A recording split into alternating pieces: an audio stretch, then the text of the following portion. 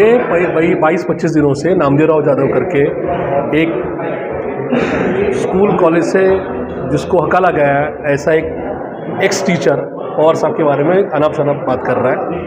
नामदेवराव जाधव जो मुंबई के एक स्कूल में टीचर करके वहाँ पे काम पे था, उसको वहाँ पे बच्चों के मार्क्स गैर कानूनी तरीके से पैसे लेकर बढ़ाए, इस आरोप में स्कूल में पेरेंट्स बच्चों ने उसको मारा है और उसको स्कूल के ट्रस्टी ने हकाल दिया है।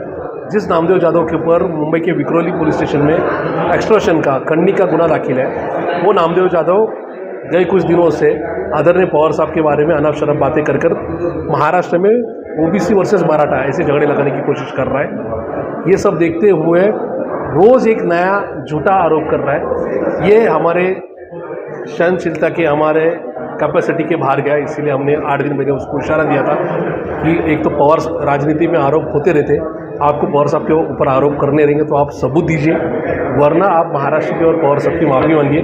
आगे आकर आप अगर वापस पवार साहब के बारे में कुछ अनाप शनाप बात करेंगे तो हम आपको सबक सिखाएंगे। उसके बावजूद उन्होंने माफ़ी नहीं मांगी और आज उनका भांडारकर इंस्टीट्यूट में एक फंक्शन होने जा रहा था, जिस फंक्शन में वो और कुछ वो बोलने वाले थे। कल हमने इशारा दिया था कि ये फंक्शन हम होने नहीं देंगे। पूरे सिटी पुलिस का मैं आभार व्यक्त करता हूँ जिन्होंने आज ये कार्यक्रम कैंसिल करने लगाया। उसके बावजूद आज नामदेव जाधव पुणे में घूम रहा था और इसीलिए आज उसको पकड़कर हमारे कार्यकर्ताओं ने उसके मुंह पे काली पोंछ दी है। उसकी जिम्मेदारी हमने उठाई है। उसका कारण है इसके आगे पवार साहब आज 83 एज में गए 60 सालों में महाराष्ट्र और देश में अच्छी राजनीति कर रहे हैं। पवार साहब के बारे में अगर कुछ गलत सबूत उनके पास है तो सामने आइए, सामने बात करेंगे, डिबेट करेंगे, सामने चर्चा करेंगे, लेकिन इसके आगे इस तरीके की झूठी बयानबाजी हम लोग सहन नहीं करेंगे। यह इशारा हमने आज दिया। शरद पवार जी की अब तक की राजनीति एक अलग लेवल की है। ऐसे में राष्ट्रवादी कांग्रेस पार्टी की ओर से इस तरह की काली पोतने की जो घटना की गई वो शरद पवार जी को मान्य है क्या? देखिए, ये पवार साहब ने हमने कहा नहीं है, ना सुप्रिया ने, ना जयंत पाटिल साहब ने हमें ये कहा है। हमने हमारे हिसाब से किया है। देखिए, पवार साहब की एज, पवार साहब की आज तक की राजनीति इस तरीके के काम को कभी सपोर्ट नहीं करती है, लेकिन हम भी कितना सहन करेंगे, हमारी भी कैपेसिटी, हम एक लिमिट तक ये बातें सहन कर सकते हैं। अगर रोज़ कोई आकर झूठा बात करता रहेगा, ए से बात करता रहेगा, गद्दार करके बात करता रहेगा। गद्दार किसको बोलते हैं? किसी ने पार्टी तोड़ी है, किसी ने देश का पैसा खाया है, कोई देश के साथ गद्दारी कर रहा है तो उसको गद्दार बोलिए।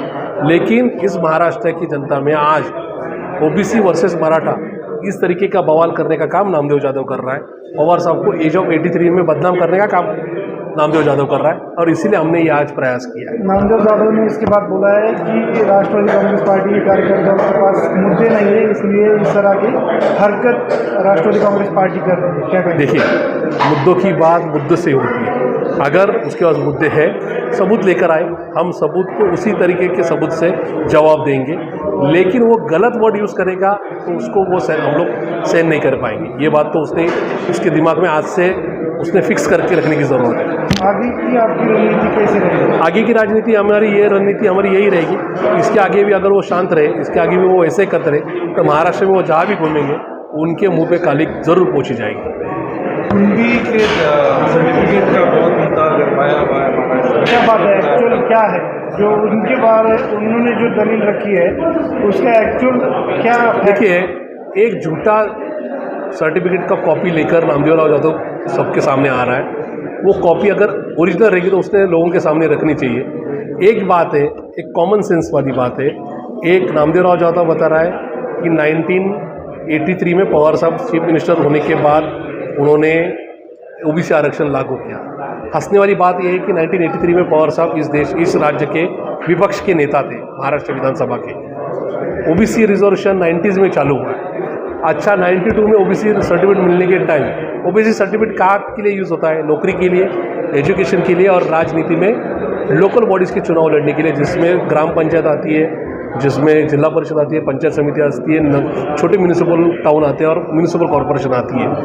92 में जब पवार साहब चीफ मिनिस्टर थे तो उनको ओबीसी सर्टिफिकेट की ज़रूरत ना तब थी ना अब है।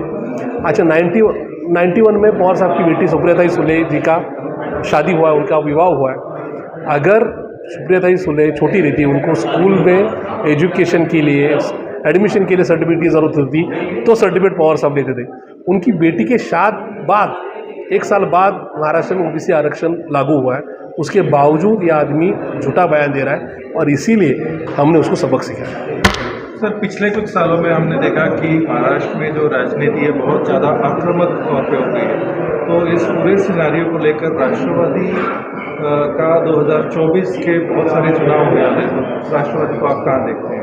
नहीं, देखिए, एक तो राजनीति में आरोप होते रहते, एक दूसरे के ऊपर ब्लेम रखे जाते, लेकिन आज की महाराष्ट्र की राजनीति गए 1.5-2 साल से ख़राब हो चुकी है। महाराष्ट्र में जिस तरीके से एमएलएस फोड़ना, एमपीज़ फोड़ना, पार्टी फोड़ना, ये जो चल रहा है, उसके बाद कुछ नामदेव यादव और बीजेपी के पडलकर जैसे ऐसे नेता लोगों को सामने लेकर आकर पवार साहब या बड़े नेताओं के खिलाफ गंदे गलत वर्ड यूज़ करके बदनाम करने की कोशिश कर रहे हैं। ये महाराष्ट्र की राजनीति कभी नहीं थी, ना ये महाराष्ट्र का कभी कल्चर था।